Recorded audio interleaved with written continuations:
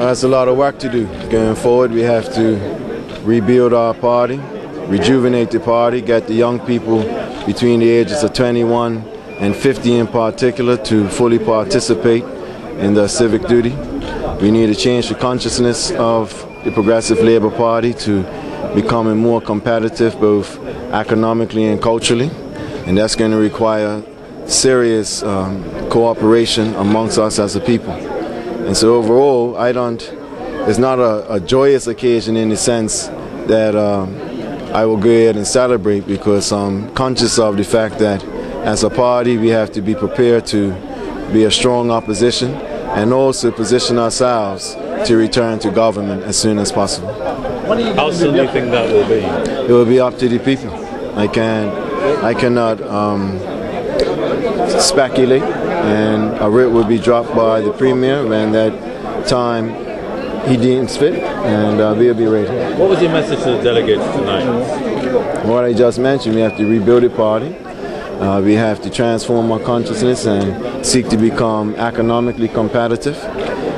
We have to encourage our young people to become full participants in the political process. And we have to encourage our elders who have been carrying the burden of the struggle for so long to now shift their focus on educating our young people as to the value of their exercising their civic duty. What are you going to do different that wasn't done in this campaign? Our approach is going to be different in the sense that we're going to take a higher ground. The narrative on race that has permeated Bermuda for the last several decades, we're going to take the lead and take that narrative to a higher level. There's no need for racists in this country. There's no need for race baiting in the country. I think a man respects you when you respect yourself. It's better to compete and cooperate than to complain. And so I think that's going to be our focus going forward, is that we're not going to be pointing fingers at people and playing the victim as if someone else is their oppressors. What exactly do you mean by taking it to a higher level? A higher level, which I just explained. No more racism and racist remarks from one side, and no more race baiting on the other side.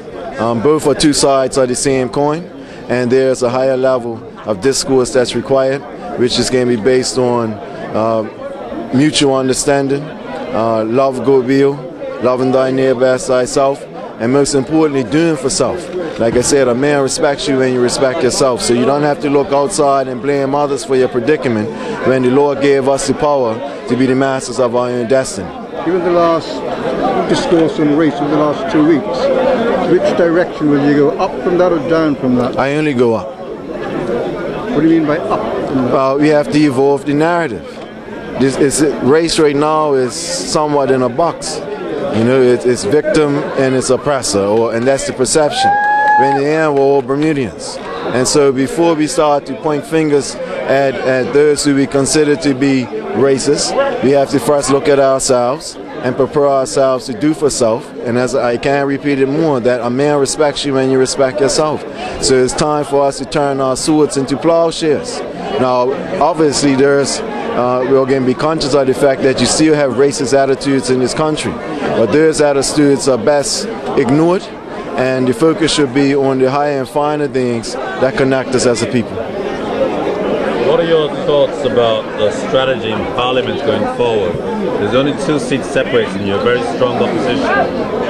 How are you going to lead the parliamentary group?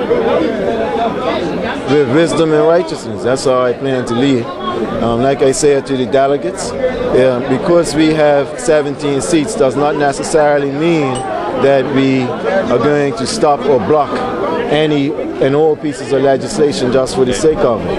I don't think that will be a disservice to the people of this country. So we have to continuously ensure that we are preparing ourselves to be a governing waiting, and so we're going to conduct ourselves in that manner. How is the PLP, your party going to communicate with the business community going forward? By communicating with them, having open dialogue and discourse, understanding the needs which they have already expressed, and most important, I think, changing the discourse especially within the Progressive Labour Party, which has historically said that if we're pro-labor, we must be anti-business. That concept has to change. It's clear that without risk takers, without business persons, you cannot create employment. And so not only will we encourage the future development of the tourism industry in IB, but I also would like for our people to focus on economic development within. So we will be pro-business just because we are pro-labor. Mr. Burgess, you want to ask 3 questions? No, when once a leader has spoken, I don't think I should be saying anything after the leader.